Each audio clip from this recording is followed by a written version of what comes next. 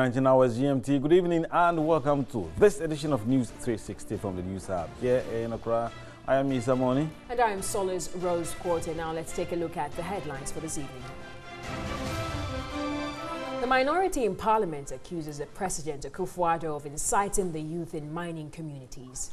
40-year-old father who defiled two of his daughters, impregnating one of them in the protest, sentenced to 20 years imprisonment.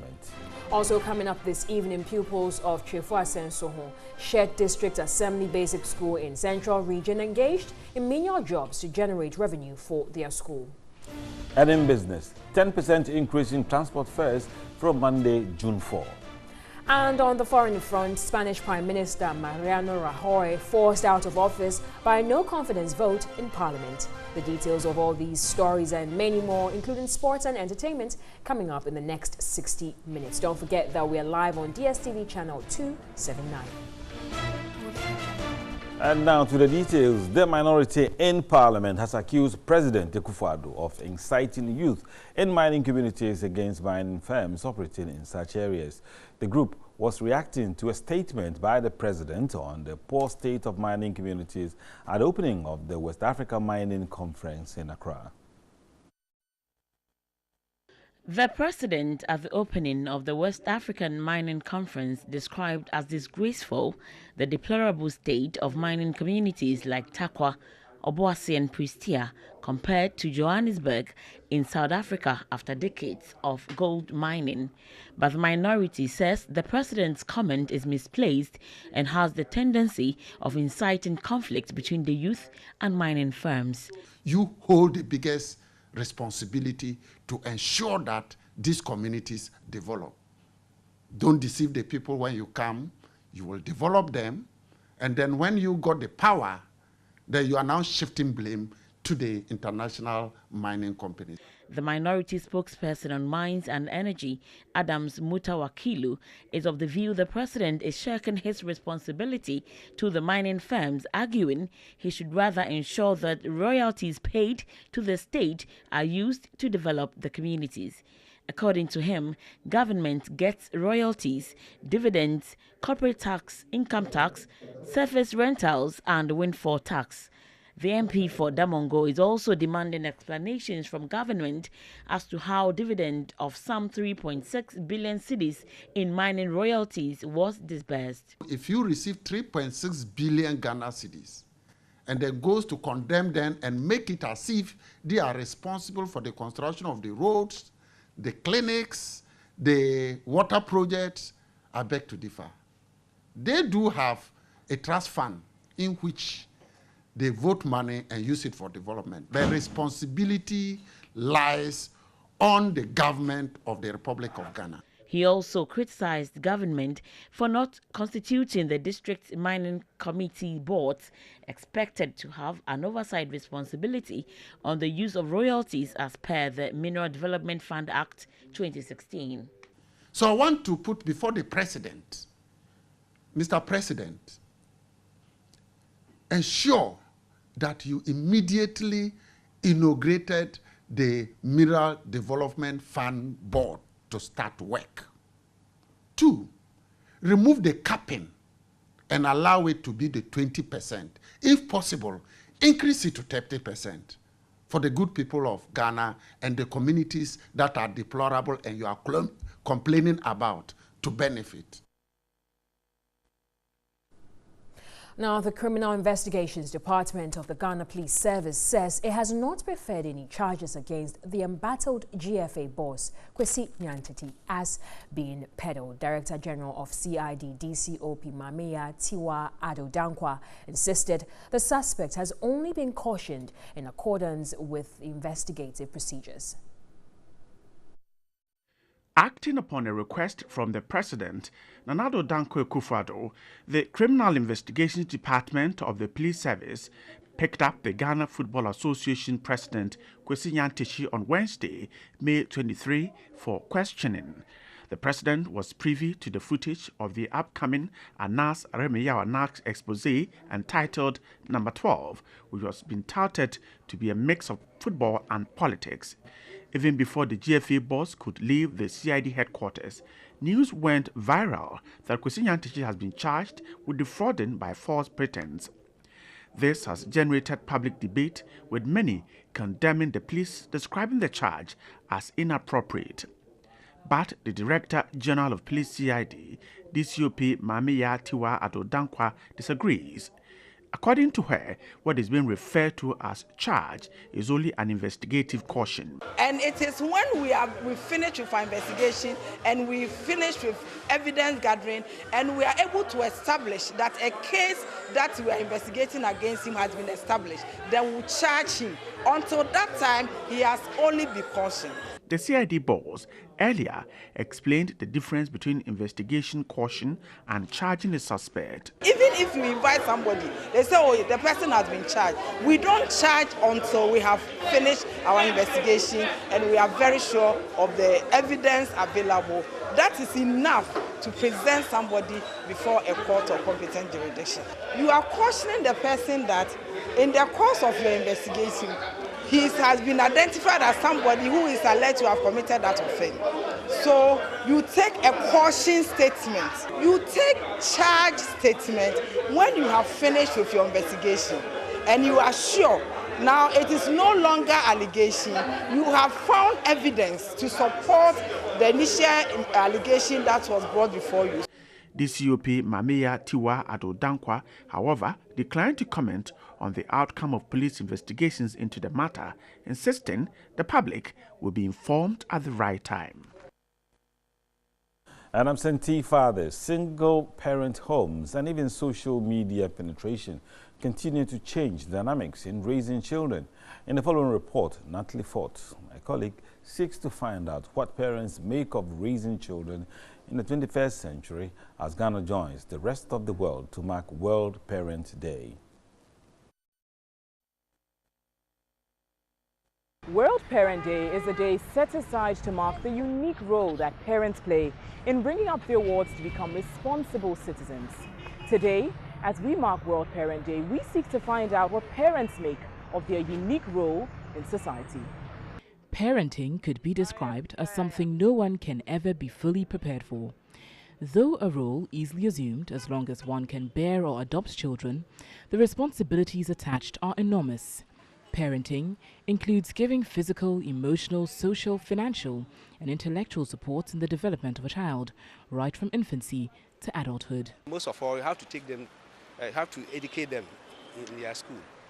You have to send them to school. If they are intellectuals, then they should continue. If maybe they are not all that intellectual, then you find trade for them to learn, to acquire skills for themselves.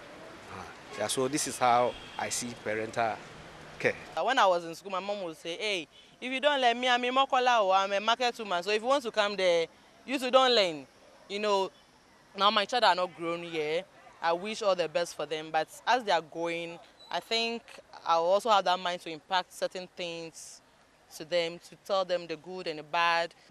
The ideal home is one where both parents are present and contribute to the development of the child.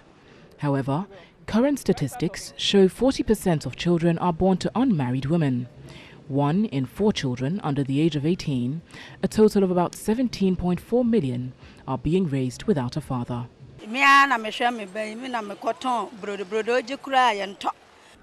I single-handedly take care of the child. I am a bread seller. The little I earn, I use it to raise my child. After giving birth, the father abandoned I and the child. It is very difficult. Children look up to their fathers as role models. But in our circumstance here, over the period when people get laid off in their jobs, it's the men who are affected. A woman can easily convert and sell charcoal or oranges and be able to provide money immediately. But it isn't so with the men. So at times, when there are economic difficulties, it looks as if the men neglect their duties. But I won't say it's so. Discipline is a crucial part of raising children, and in the past, many parents adopted flogging as a means of putting children in order. But my mother didn't spare the rod, and I think it shaped us up in a way. She didn't overdo it. She did it when it was necessary. When I want to punish my children, I tell you, you know something, I'm canceling your ballerina session.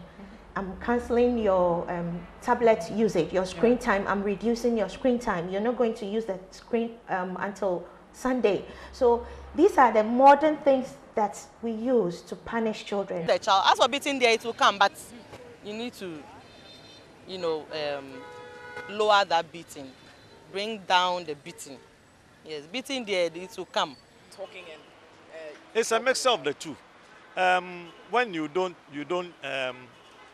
punish the child, don't sanction the child will do whatever he likes, because children would like to live in their comfort zone.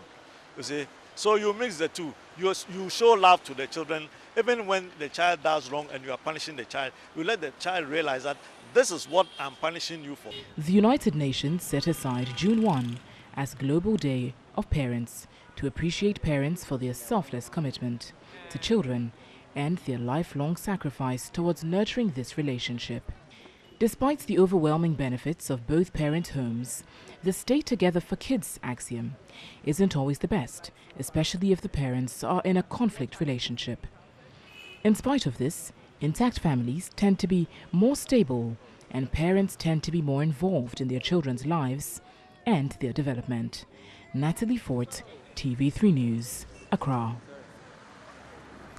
And let's do some more on child-parent relationship. And a 40-year-old man who defiled his two daughters and impregnated one has been sentenced to 20 years imprisonment by Secondary High Court Gender Division.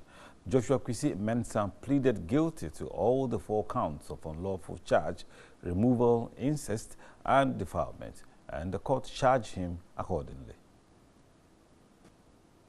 The judge, Rita Doku, advised the convict to work and look after the children after serving his sentence.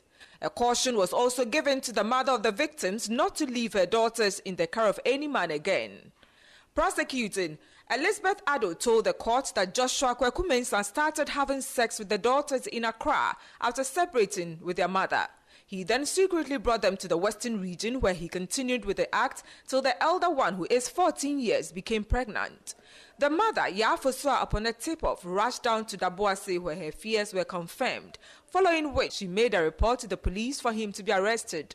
Joshua Kweku Mensah was sentenced to 3 years for unlawful child removal, 3 years each for incest, and 20 years for defilement, all to run concurrently. Mother of the victim, Yafosua, expressed satisfaction after the ruling. I agree with the judge. He did not treat the children well. It's unlawful. He has destroyed their lives. I will take care of them as instructed by the judge. Papa Ejapabua is a member of the Western Regional Child Protection Team, a non-governmental organization. In fact, I would say I'm satisfied. I'm satisfied with the verdict, and believe that this will serve as a warning to the Boise community, especially, so that when some of these things are happening, they should be able to report. And Bright Apia is a child rights activist and joins us by phone. Bright, good evening and many thanks for your time. Good evening. Right, Bright, we do know the father has been sentenced, but in a situation where our social welfare system is not exactly supportive of girls who are facing such situations, how well do you think that the girls can survive under such a circumstance? Well, in our opinion, we think that matters of this nature need to go to a certain process for you to validate it before the court can even give any judgment. In the sense that the issues about children is a very complex one, especially when you are in conflict with the law or you are in contact with the law. There are some things that we need to do. That is to establish the fact that when somebody commits offense against a child and that person is within the family, be it a father or a mother, and the person has committed a criminal offense, then the system must provide a fit person for the care of this child, and we need to investigate it and establish that the person will be in that position to do it. By the event where the person who has committed the offense is the one who is the breadwinner of the house, then again it comes back to the issue of finding alternatives for us to see whether indeed the person can still survive without the presence of that person. All these things goes into the determination of the kind of punishment that the court would give. So, speaking to this, my understanding is that probably the court has looked into all these things and come to the conclusion that the man deserves the punishment. And if you also listen to the mother, the sentences the father do not even show any kind of a signal that the absence of the father can affect the welfare of the child. But whatever it is, professionals must determine that. It's not in the hands of the mother to determine. So you still need the services of clinical psychologists to be able to determine the state of the child, and social welfare must also come in to also issue their social inquiry report to know whether the mother will be in a position to do that. If not, then the state should provide that kind of service. And we've had this in the past where the court would go ahead and issue judgment without necessarily looking at the issue related to maintenance and rehabilitation. And that has been a big problem because as far as we are concerned, I don't think that if you fail to also take all this into consideration in terms of the determination of the judgment, then it means that we are not necessarily protecting the interests of the child. And that's what the law says, that in no material time we should protect. But Bright, it could be that the girls were not aware at the beginning of their relationship with their father, I mean sexual relationship. But now that they have been made aware of this situation, they definitely will be going through some kind of trauma by now. So how crucial would be the role of a psychologist in terms of giving them the needed support, to give them something to not to worry so much about, right? Yeah, that is perfectly, in a normal circumstance, that's what we have to do. Once the court has issued a judgment, then you expect that social welfare will quickly go to the rescue of these children and engage the service of a clinical psychologist to diagnose the extent to which the children have been affected by this kind of judgment. Then on the basis of that, they can prescribe the needed treatment for them. So we expect that they will do it. If they've not taken any step, then we are urging them to quickly take that step and ensure that they bring back the children to a normal position. Because, look, if you've had a situation where you have to sleep with your father for a number of years, it has an implication on them in terms of their encounter with other men. So these are things that we should not take for granted in the process. So we need to seek the services of social welfare to engage these children to bring them back to the normal position that we expect them to be. Bright Apia, we're grateful for your time. Bright Apia is a child rights activist, and he spoke to us on this very critical issue. You're watching NEWS360. Solis? I guess it's safe to say that Joshua Kwesi Mensah will not win Father of the Year. But let's move away from that and do some other stories where Cabinet has finalized the new integrated aluminium and bauxite bill, which will soon be laid before Parliament for consideration. The bill, when passed into law, will facilitate the smelting of more than 900 million tons of bauxite annually. The Vice President, Dr. Mahmoudou Bawumia, made this known at the opening of the Africa Sovereign Wealth Fund Summit in Accra. The Vice President, Dr. Mahmoudou Bawumia, underscored the need for government to take advantage of the country's natural resources but add value to it. The bauxite smelting, which was amply captured in the 2018 budget, seeks to enable government mobilize more revenue. The Vice President is confident the initiative will open opportunities for private investors. That authority will be the authority that will enter into a joint venture partnership. We will give them the assets, the balance sheet of the bauxite. They can then leverage those assets with the joint venture partners who are yet to be selected to engage in this. But we see a major upside in increasing the wealth of this country if we can leverage on these natural resources. The Vice President, Dr. Mahmoudou Bawumia, hinted of another bill to set up the Ghana Asset Management Corporation. The law is being finalized as we speak at the Ministry of Finance. It has gone through Cabinet already, but it will manage essentially all government assets in the country. It's a huge amount of government assets in a portfolio, and you will be able to leverage these assets to raise additional financing. The Africa Sovereign Wealth Funds Summit seeks to rank countries with adequate financial reserves. Ghana, with 61.28% of sovereign wealth, is ranked 4th among 12 African countries. Dr. Bawumia expressed government's resolve to digitize the economy.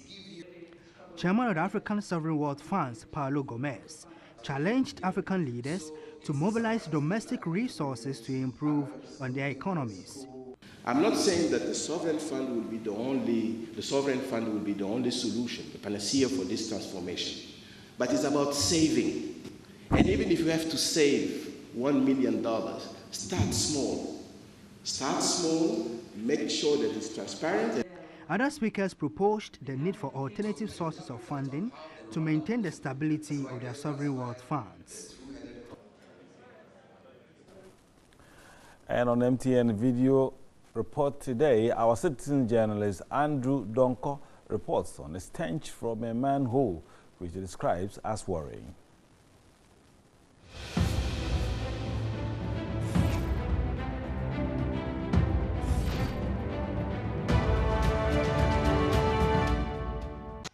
This septic tank you see over here serves this community. It's a communal community, and it is full. You could see how it's overflowing. When it rains, the people living around this area will not breathe because of the scent it comes that emanates from this manhole. One day there will be an outbreak of cholera here. We are pleading on other authorities to come and help. This is Andrew Donko reporting from Sakumon.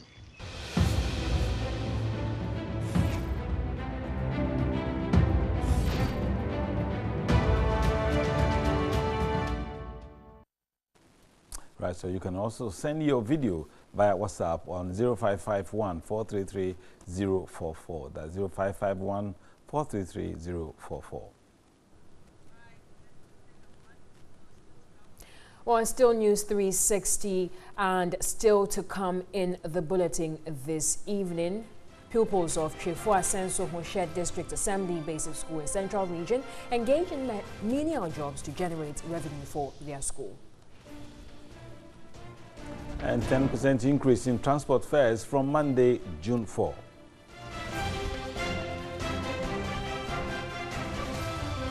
And on the foreign front, Spanish Prime Minister Mariano Rajoy forced out of office by a no-confidence vote in Parliament.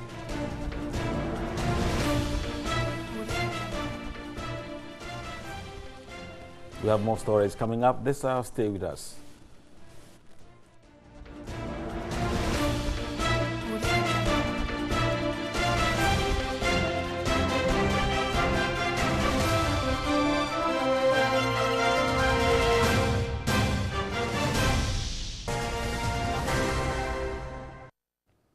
Thanks for staying with us on News 360. Time for business with me, Nanekia Mensah Brampa. And to what most commuters feared, talking about the increase in transport fares. Well, the Ghana Private Road Transport Union, the GPRTU, has announced a 10% increase in transport fares from June 4, which is on Monday. The fares cover intracity, that is trotro, intercity, long distance, as well as taxis. According to the union, upward review of fare has become necessary to accommodate the rising fuel prices as well as other administrative costs in providing services. Now, the union had earlier hinted at an increase, explaining that members could no longer bear the extra cost in other variables used to calculate fares, inclusive of spare parts. Now, commercial transport fares are reviewed in concert with government and major stakeholders in the transport sector. Again, members of the union have been directed to comply and post the new fares at their loading terminals.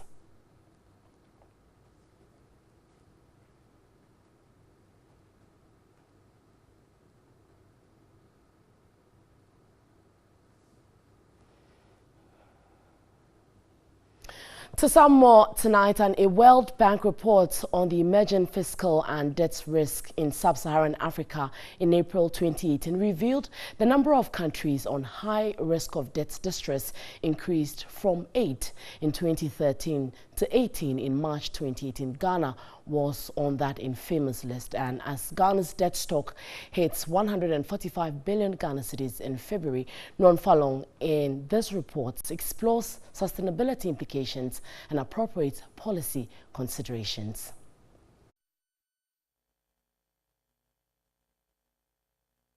In 2007, after coming out of a highly successful HIPIC initiative, Ghana ventured onto the international capital market to raise $750 million at a rate of 8.5%. Let's move forward to a very critical year. In 2015, the government of the day, under immense pressure to retire maturing debts, accepted a coupon rate of 10.75% for $1 billion on the Eurobond market. The World Bank called it an unfortunate result. Today, although Ghana's debt to GDP has slowed down, amid several concerns by the Institute of Fiscal Studies, the International Monetary Fund, and several local and international economic commentators, Ghana once again resorted to the international capital market to raise $2 billion at a rate of 8.5%. They argued the oversubscription is an indication of increased investor confidence. Financial analysts say Ghana must recognize that bringing a single debt measure down to a critical threshold at a single point in time is no guarantee against future debt problems. They added the country needs a comprehensive framework for public debt sustainability. We have been climbing up quite rapidly. There's nothing wrong in accumulating debt if you were investing the debt productively to enhance the asset base of the economy. Then you are able to generate sufficient cash flow to contain the debt servicing and then the principal repayment. Every country that developed in this world were deliberate. Yes. We have to be deliberate about it. The critical question to be answered, though, is whether, beyond the international capital market, there exist options open to Ghana to build capital, power economic growth, and further slim the rate of debt accumulation. Some of the structural reforms that have been taking place in the economy would be very much sustained in the medium to long term.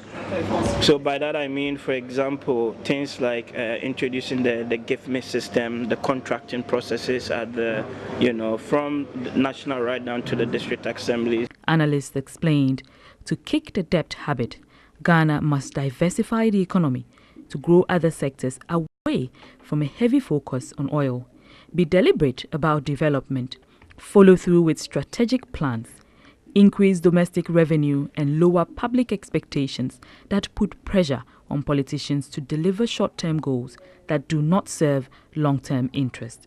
For TV3, Nuang Falong. To some more tonight, and Melcom has opened a new branch at La in Accra to provide a new shopping experience and satisfaction to its customers in that community. Now, the opening of the branch forms part of the company's expansion drive with a view to provide customers with quality and affordable products. The 4-story facility was opened for business after the La Manche Nikbobi Tetechuru III and the Melcom Group chairman cut the tape to inaugurate the mall. This brings to 39 the number of the company's outlets since it began its operations in the Accra Central District in 1989. The Director of Brand Management, Sonia Sadwani, said the establishment of the new branch would reduce the stress customers within the community go through to enjoy Melcom products. La Melcom, and it's got the catchment of cantonments of Labone, Burma Camp, and Osu and all the vicinity around. Enter the shop and you have an absolutely blissful experience. She said Melcom is committed to satisfying the needs of its customers. On the ground floor is electronics. When you go to the first floor, we have a supermarket with a butchery, with a live bakery. We've got chilled, we've got frozen, we've got a full setup. Then you go above to our household and kitchenware, and the top floor is furniture. The prices are standard at every Melcom shop throughout the country. Director of Communications, Godwin Avenogbo, said Melcom intends to become a one-stop shopping destination. Melcom is a total shop where under one roof, everything you need to service your home or office is available. That's the unique character of Melcom. We'll rise from 39 shops to 50 shops. That's creating jobs. You can regard it as one district, one factory. So we are reaching out to people so that the travel distance from one shop to the next one is cut down. When you cut down transportation, you can buy more. And the more you buy, the more convenient family life is. Melcom currently has branches in all regional capitals and some metropolis, with a resolve to expand its business to strategic locations across all districts. Remember, you can get more news on 3news.com. That will do for business tonight. My name is Nane Mensah Brampa. Besides standing by with more. In actual fact, I'm sitting right here in Nane. So let's do some more stories. Pupils of Trifo Asensoho Shed District Assembly Basic School in the Central Region are compelled to undertake menial jobs to generate revenue for their school. They are engaged in porterage of heavy loads, including firewood, food, and cash crops from farms to various destinations during school hours. Ajwa Dubia has the rest of the story. Huh? She hungry? Yes. So where is she? She's in home. It's 9:30 Monday morning, and basic school pupils are expected to be in class and schools are in session. But this is not the case at Trifo Asensoho. It is a normal practice here for pupils to be engaged by teachers to do menial jobs. These include fetching firewood, water, food and cash crops from farms to residents who require such services for a fee. We bring foodstuffs and anything. Some also are plantain suckers and cassava. Yes, we bring that. During school hours? Yes. After we close, one teacher tells we say that tomorrow we bring this to school. 12-year-old people dropped out of school because he was performing poorly in class owing to constant porterage of goods. We are made to do menial jobs and the money is given to our teachers. I couldn't bear it anymore, so I stopped school. Proceeds are subsequently paid to the school. Pupils engaged in the practice are sometimes provided with meals and stipends for their upkeep. Chairman of the school's Parent Teachers Association, Bright Ankoma, justified the claims by the pupils, blaming the situation on parental neglect.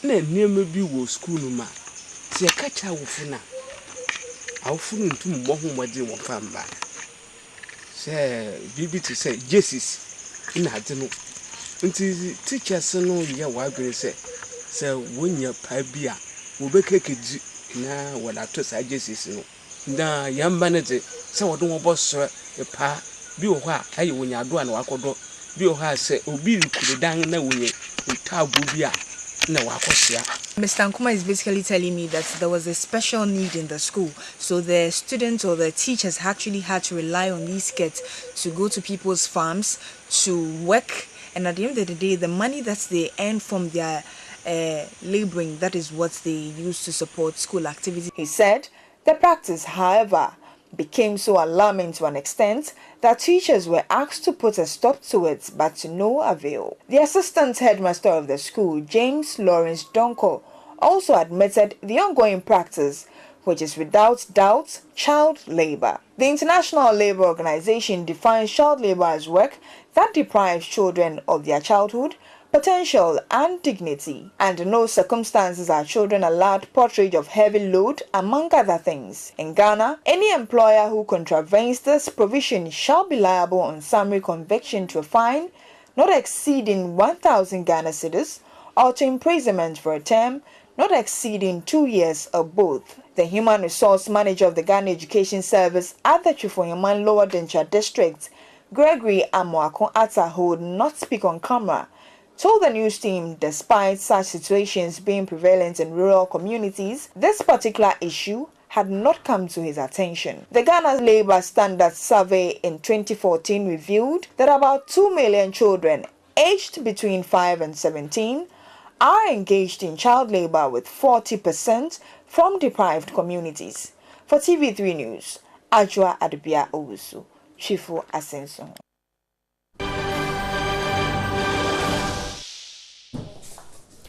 Now, in international news this evening, Spanish Prime Minister Mariano Rajoy has been forced out of office by a no-confidence vote in Parliament. Now, Socialist leader Pedro Sanchez, who filed the motion after Mr. Rajoy's party was implicated in a corruption scandal, will become Prime Minister.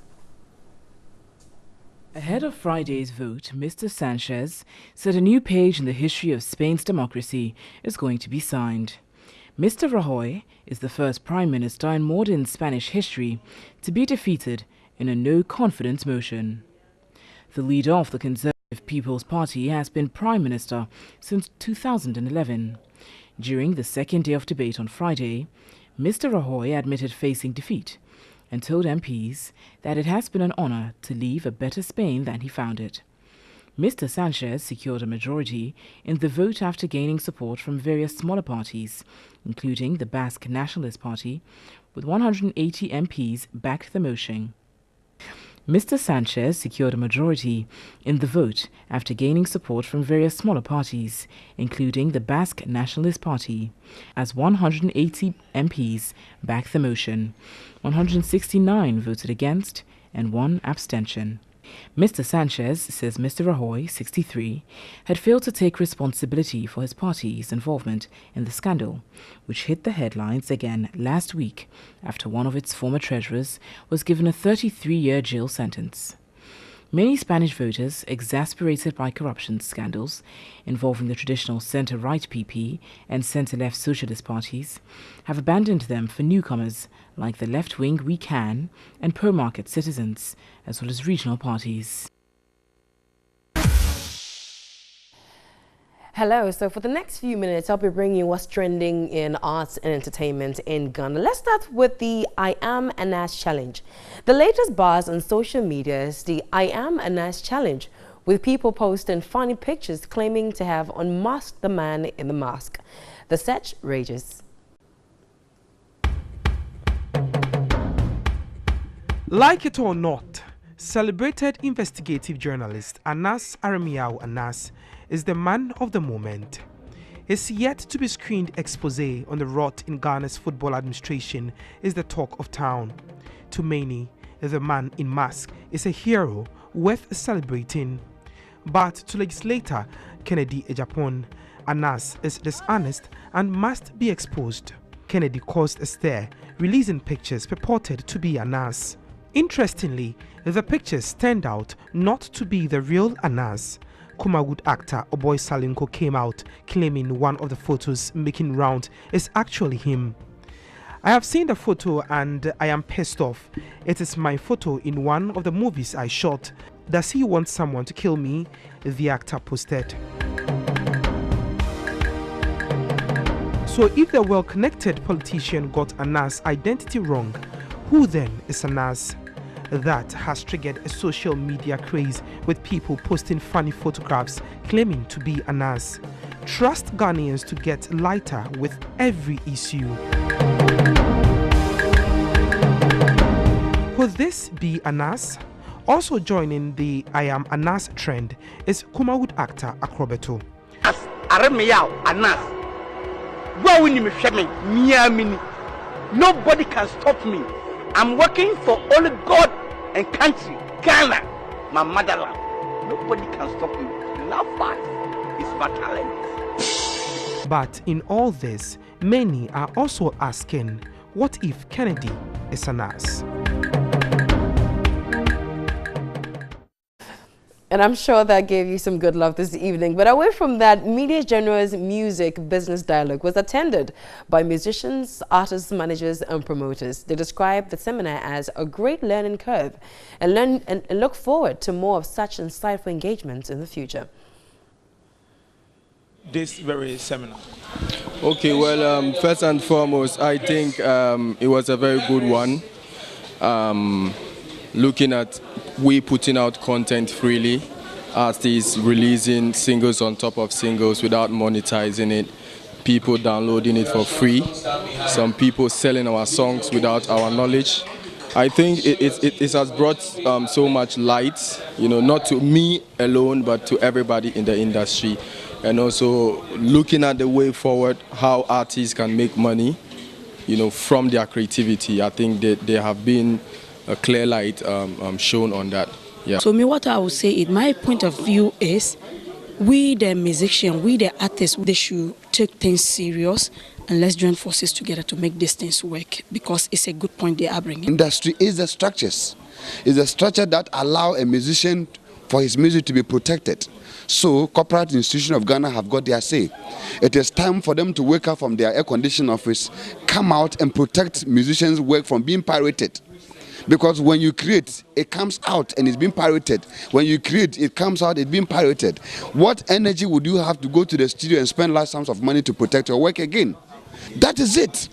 Gamro should do their work, go out there and tax radio and TV stations to collect royalties from them and share to the desired owners. You understand? And of course, before we go, we'll look at how our very own tilapia documented this week.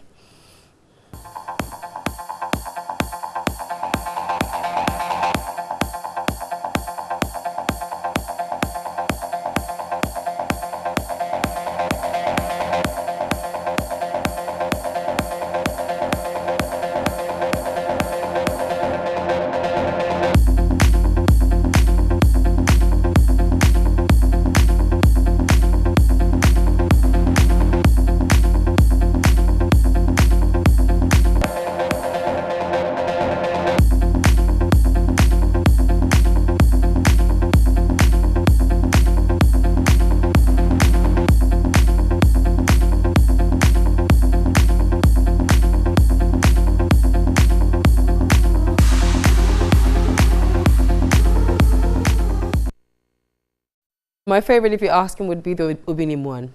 Yeah. Celeste, I don't know about you. No, you don't want to comment on this one. Well, there's more. That's more on this. I have a choice to make. You have a choice, okay? Mine is Anas. All of us should look like Anas to save him. Okay. That's about it for entertainment on NEWS360 tonight. My name is Miriam Osei Ajuman. Crossing over to Solace and Isamoni. Thank you very much, Miriam Osei Ajuman. That's how we wrap up NEWS360 here on TV3. And don't forget that you can always get interactive with us via our social media platforms, Instagram, Facebook, as well as Twitter. My name is Solace Rose-Horting. I'm Mr. Mona. You can also get all the pop-ups and the breaking news and news updates on 3news.com. Enjoy your evening. What are you guys doing for the evening?